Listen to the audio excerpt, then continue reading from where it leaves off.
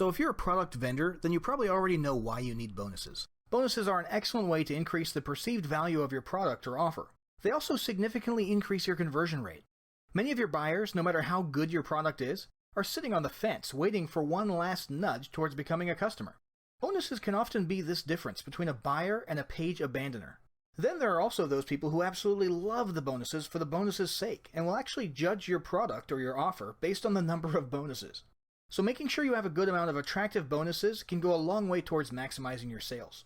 Finally, there's another much less talked about advantage of bonuses. They act as an excellent form of collateral that you can offer in your guarantee statement. Very few sellers do this, but it's incredibly effective and maximizes the amount of trust you can gain with potential buyers. Basically what you do is you offer your standard guarantee, such as a 30-day money-back guarantee, but then you state that you're going to go above and beyond and reverse the risk. In this second part of your guarantee, you're going to promise that the buyers, upon requesting a refund, will even get to keep the bonuses, which both makes the buyer feel like they're taking less risk, but also reinforces their faith that you're certain your product can do what it says. Otherwise, why would you be taking so much risk on your own shoulders? If you've appraised the dollar amount of these bonuses at, for example, $500, then you can pitch it as a 100% money back plus $500 value back guarantee. Now you might be asking, won't that just encourage people to buy with the full intention of requesting a refund just to get the bonuses for free? Well, the answer is yes. But that actually tends to be a very tiny percentage of people. More importantly, the amount of people who are honest and will now buy the product and otherwise may not have far outweighs the number of professional refunders you will attract. But what about affiliate bonuses? You may be asking yourself, why should affiliates bother with bonuses at all? Isn't that the vendor's responsibility? Well, that makes sense if you want to be on the same even ground as all the other affiliates competing to make their sale with their affiliate link. But is that really what you want? Of course not. You want to be way out in front.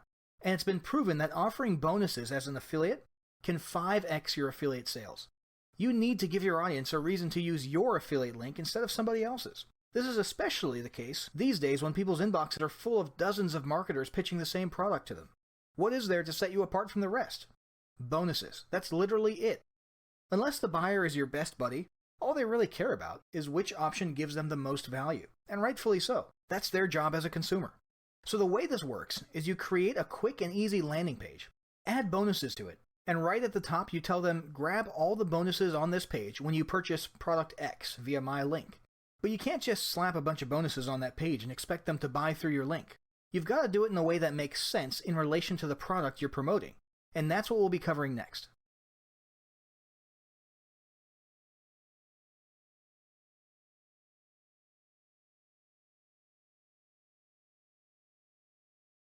As mentioned previously, when you're offering bonuses as an affiliate, you can't just do so with no rhyme or reason. The same goes for offering bonuses as a vendor. There's got to be some context and logical sense to the bonuses.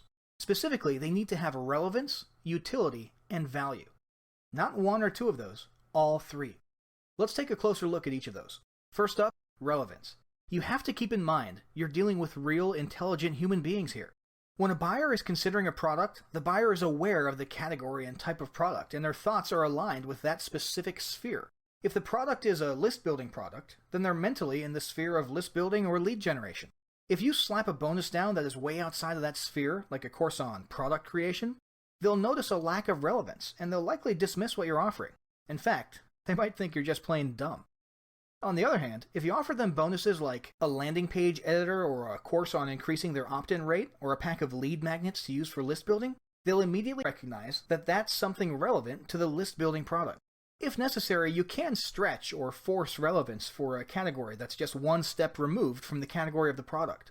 An example of this would be, hey, after you start building your list, you'll need to start marketing to them, so here's a course on email marketing. With that statement, you've established relevance. It's indirect because it's not in the exact same sphere as list building, but it's only removed from the product category of list building by one logical step. Buyers will notice the truthfulness of that relevance claim, and it's likely to jive with them. If you try to go too many steps away from that original product category though, like if you build a list, you'll need email marketing, that's one step, and if you do email marketing, you'll need to do product creation to sell them something, that's two steps. Well, then you'll create a logical disconnect and your bonus will seem irrelevant, because it is. Now, I'm not saying that any time you offer a bonus that's two steps removed from the category, like that example I just gave you, that it's going to be a deal breaker. And if you're super crafty with your wording and your sales copy and the way you pitch it, you might totally get away with it. But generally speaking, your bonuses will be more effective if they're directly relevant or only removed from the product category by one step. Next up, let's talk about utility. Once you've satisfied the relevance requirement, you'll need to ensure your bonus has utility or the ability to be utilized in a clear way. Luckily, this is relatively easy once you've checked the relevance block, because it goes hand in hand with relevance most of the time. The most effective type of utility when it comes to bonuses is augmentation. You want to present something that isn't just technically useful on paper, but something that specifically augments the intended purpose of the original product you're promoting. In this case, the more specific the usefulness, the better. For example, if the product is a course on list building, then simply handing over yet another course on general list building doesn't provide a specific type of usefulness. It's relevant, yes, and it's also technically useful, yeah, but it's not useful in a meaningful or specific way, or in a way that augments the original product. Honestly, you could probably still get away with it, but the more specific the usefulness is, the more attractive the bonus will be, and the more likely you'll get the commission for that sale. So if the product was a list building course, then an exit intent WordPress plugin that presents a lead magnet with an opt-in form pop-up as people try to leave a web page would be a winner.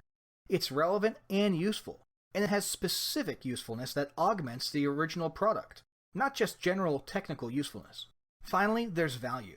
Once you know your bonus provides both relevance and utility, you need to ensure it provides value, both real and perceived.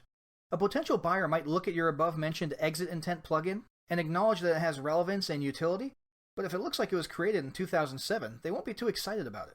This one is probably the most common problem you'll notice with bonuses put out by both vendors and affiliates, including high-level famous ones. They all come from PLR or MRR wholesaler websites, and usually only costed somewhere between $4 or $10 for a license. But that's okay. The problem isn't where they come from. A lot of that content is actually very useful. The problem is that they still look like they came from those places. It doesn't matter if that ebook or course or plugin genuinely has value.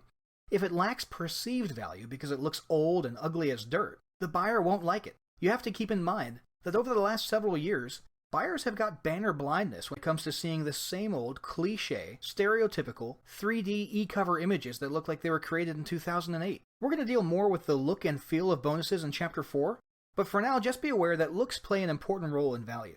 Furthermore, quantity and size are also major factors in value. A long ebook will seem more valuable than a report in most cases. A multi-lesson video course will seem more valuable than a single video, and you get the idea. That applies within each bonus, individually, but also to your collection of bonuses as a whole. Finally, rarity or uniqueness is important as well. By this, we mean any bonuses that break the typical ebooks and video courses mold.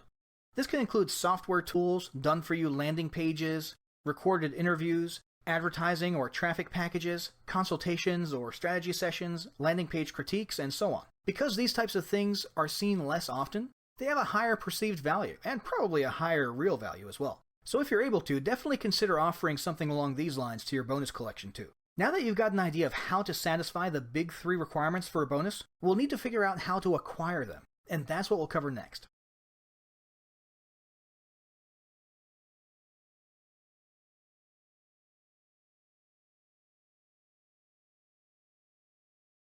So there are several ways and places to curate materials you're using as bonuses. Probably the most common form of bonus material for affiliates, and for vendors who are just starting out, is PLR or MRR content. That stands for private label rights or master resale rights. Basically, you acquire the rights to redistribute a product yourself and offer it as a bonus. There are 2 major ways to go about doing this. Buying newer PLR products that recently launched in a marketplace like JVZoo or Warrior Plus, or acquiring older materials from a PLR or MRR wholesaler. The benefits of grabbing a recently launched PLR product are pretty obvious.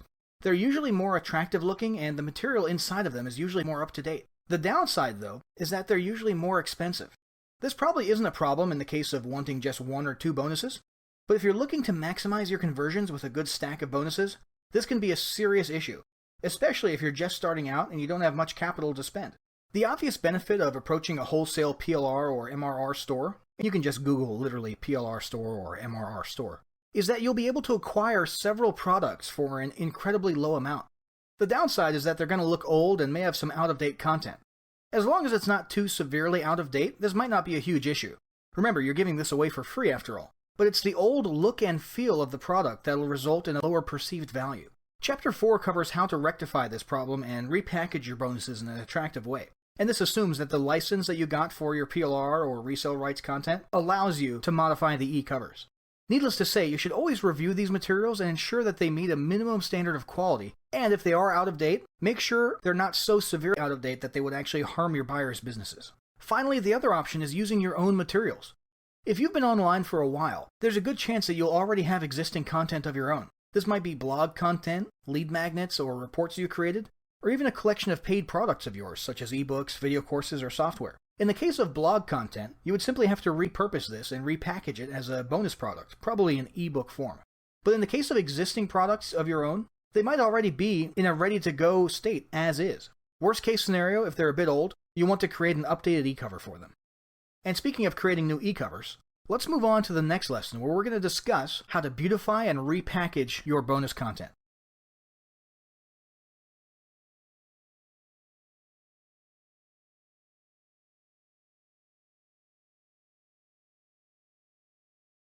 Whether you got your bonuses from a PLR wholesaler or from your own old content, there's a good chance it suffers from a very common disease that plagues even some of the most famous marketers' bonuses: ugliness.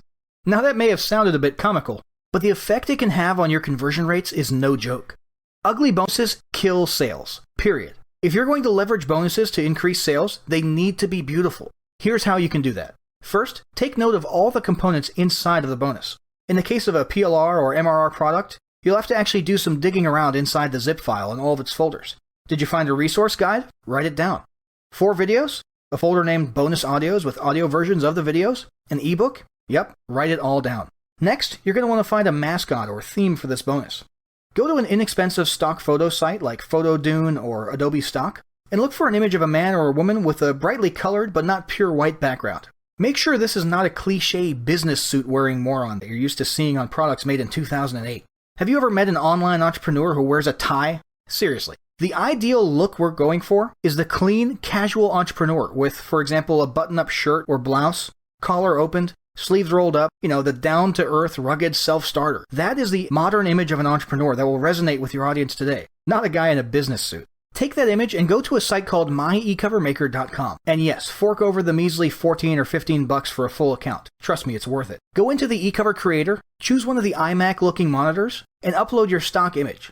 Zoom, crop, and arrange the model so he or she is a little off-center, and choose a dark font or text effect to the title of the product. Make sure it looks cool, epic, professional, whatever. Most importantly though, make sure it pops out on the background. And go ahead and place this title off-center a little bit over your model's shoulder. Once you've finalized that image and gone back to your dashboard, click Edit on that same e-cover, which will create a duplicate, then change the template to a DVD case. You'll have to stretch and drag and rearrange the image and text to fit the new shape, but this only takes a few seconds. Then finalize and repeat this process with an audio CD case, a disc, an ebook, or whatever until you have a representation of each of those components you wrote down earlier. Download all of these as transparencies. Now it's back to the stock photo site again, this time to grab a background image.